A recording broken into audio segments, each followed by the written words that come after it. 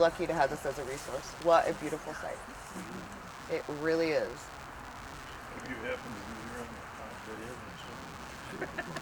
the breeze comes off the big white stuff like it comes up that hill under those mature trees, and it's most comfortable spot makes it very pleasant. Yeah, I've come up here. I've brought my kids up here a couple different times, and I really like it. I wish it wasn't quite so far away. All right, so like, there's a couple of things I just want to talk about here because it's really easy to see. And so I remember one of the most interesting, the first thing that attracted my attention to this is I read a comment somewhere about non-native pines being here. And I was like, what? So anyway, the pines that exist here, I think are without exception eastern white pine. They're our state tree. These are great examples. Eastern white pine, as you know from the pictures we all saw with the great cutover, in the 1800s, they'll get to be like this big. They will grow up through a canopy of trees and form a sparse canopy of one every acre, couple every acre, that doesn't affect the shade for the next what we would call real canopy. These form a super canopy. And so if you leave them alone over, a while, we don't manage on our lifetimes, unfortunately, these will jump up above the forest and be gigantic. And so I love, with my clients, I really try to get them to restore that feature because we don't really have that anymore. So I want to talk about that, but then also, I talk about forests succeeding, and, I wanted this perspective because here we have, on this upland, it's drier up here. We'll talk about lowlands because we'll get down, by the lake. But this, you would expect this to be oak hickory here. And it is. It's primarily oak in the mature trees. All of what you see making the canopy are oak trees. Most of them are red oak, but you also have here pin oak, black oak, and white oak that I know of. And so if you look like this tree right here, it's healthy. The bole, which is the trunk, our word for the trunk, doesn't have any weird growths coming out of it. It's nice and straight. There's no real wounds. Same with that dominant tree right there. Really nice and straight. They came in, they were allowed to get tall and healthy. Okay, so other trees that come in underneath their shade, if you look at the two small ones, you see how stumpy they are? Like, they look like Q-tips. They don't come up and make a crown. They almost come up and make like a little point and go away like a Christmas tree. That is a suppressed tree. Trees that grow like that for a long time, even when you take away the trees around it and give it all the sunlight it wants, because that's what it wants, it's fighting for sunlight, it will still not do well, usually. So it's like, think of a kid growing up in an abused house. I mean, it's just very difficult to encourage, the kind of health that you would like to see if you just simply remove some conditions.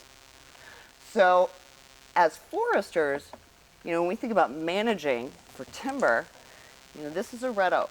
When it's mature, it's about this size, 16 to 18 inches, what we would consider economically mature. If you are managing for a tree to sell, this is the bottom end, okay? Red oaks will get big. When they do get big, and we'll see some of those, they also usually hollow out at the bottom. It's just a trait, and so when they get so big, they drop in value because they're starting to decay. And then so suppressed trees, like those little guys, they're gonna have more branches come off. They're gonna have more insect and disease problems because they're just not as healthy, no matter what we do. And so one of the things, as we manage for trees, whereas foresters, we operate by a code of ethics. I personally, I will not manage a forest. I recommend and input forest management unless I leave the woods in a healthier and better condition for the next generation of trees and people. That's what we do. So, yeah, so that's what I wanted to talk about. There's a couple other things. I do a lot with food plants. Is that something that interests you guys? You want me to point out food and medicinal plants if I see them? Mm-hmm. All right, you guys all know raspberry, right? Raspberries right here. And then over here. This used to be a raspberry farm.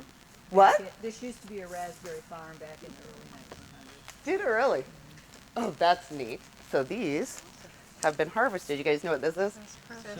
Everybody, you guys know what it smells like? Yeah. The leaves smell like Fruit Loops when you smush them. Anyone never smelled sassafras leaves?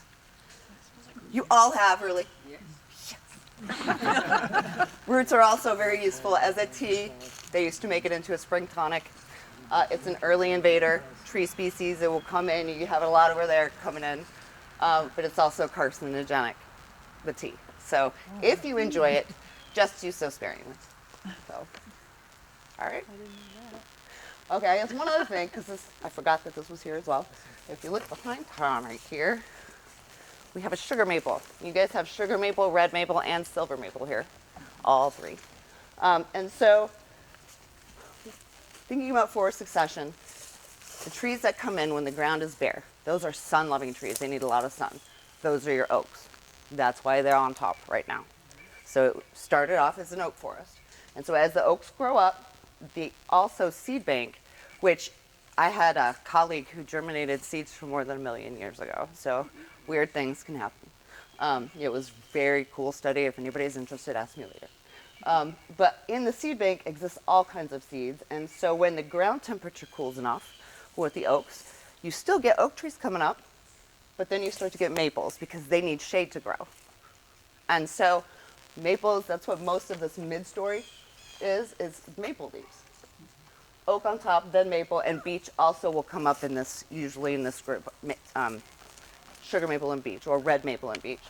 And then when this grows up, the leaves shade much more. And so it creates a situation for self-regeneration and self-perpetuation. So this forest has 2 basic stages. It has your oak hickory at the beginning. It has a sugar maple beech that will just carry on until it's disturbed again.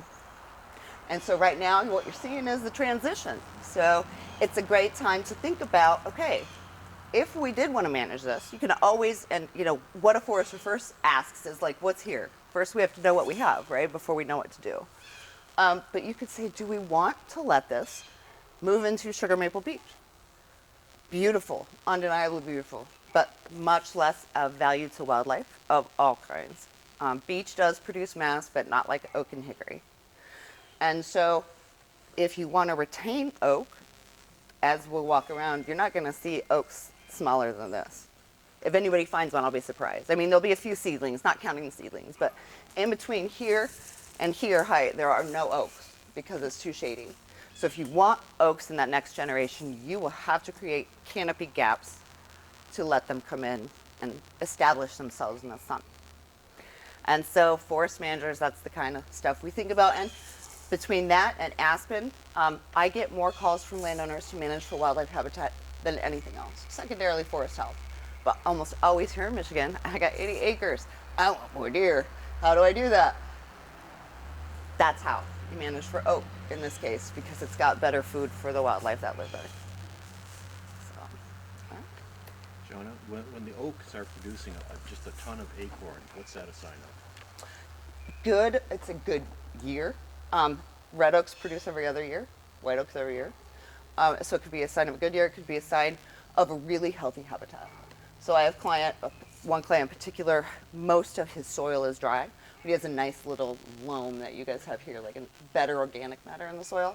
And he's got the same trees, and like these produce acorns like this, and the direct relation 20 feet away produces the biggest acorns I've ever seen. So it's a lot of microsite. You know, is that tree getting the nutrients it needs right there? Unfortunately, they're not like us. They can't get up and go get vitamins at the store. They're stuck. So. Can you talk about spacing or pruning between trees if there's too much growth together that they crowd each other? Yes.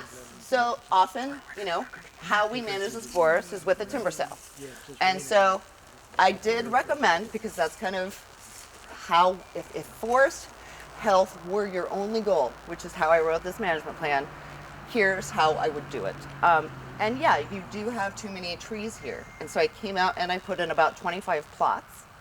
And I looked at how many trees per acre, how big they are. And we'll see this so much better as we move to the next site too. But you know, as a forester would come in and decide, I'm going to thin this, let's say the goal, okay, give me a situation. Is the goal for oak or for beech maple? First, you give me a scenario. Which one? Oak. Oak. All right, so if we want to maintain and encourage oak, we look at the best trees here. We do a four-sided crop tree release. So the trees that we want to make sure are super awesome, we take away the crowns that are touching theirs, removing the smaller, removing the suppressed trees, always leaving the best trees. So as a forester, I stop and I work on like a quarter-acre circle or less every time I mark. And I stand there and I look and look and look. Anything that is unhealthy should go. Anything that is not a class 1 tree, class 1 being, this would be class 1, it's very healthy, it's very straight. This one right here would be a class 2 simply because of all the pruning it has. Other than that, it would be a class 1 tree. So starting with the worst trees to get to your desired density, unhealthy, suppressed, ones that are crowding for sure, that the ones you want. And especially here at this particular place, we'll see like beech bark disease here is huge. Yeah. And so that's easy because those trees are going to die. There is nothing that we can do to stop BBD. And so that's an easy one. Any tree showing signs of anything like that should be marked for removal. And so we would have a target.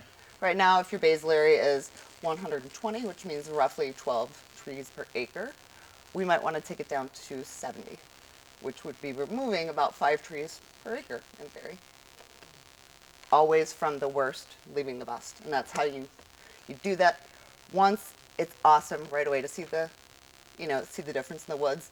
Wait for that next generation when, if you did want to manage again, you would take the worst of the best that you already left and you again leave a superior woodlot.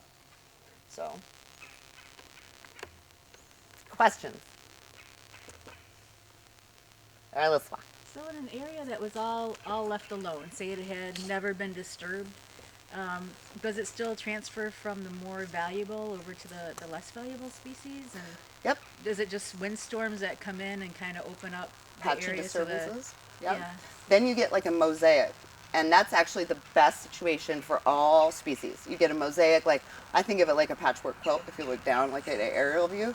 Yeah, you have like a tree blow down or a disease event here where it cleaned it out. Now you have an aspen stand coming in, and you know, most of it's oak hickory, and then some of it's already senescent that's never been disturbed. So yeah, that's the best thing. But yeah, in the absence of disturbance, oak hickory will move into a sugar maple beech. It's called steady state. It will replace sugar maple beech until something happens, a fire or a disease outbreak or, you know, anything like that that causes any disturbance to the trees that are already there.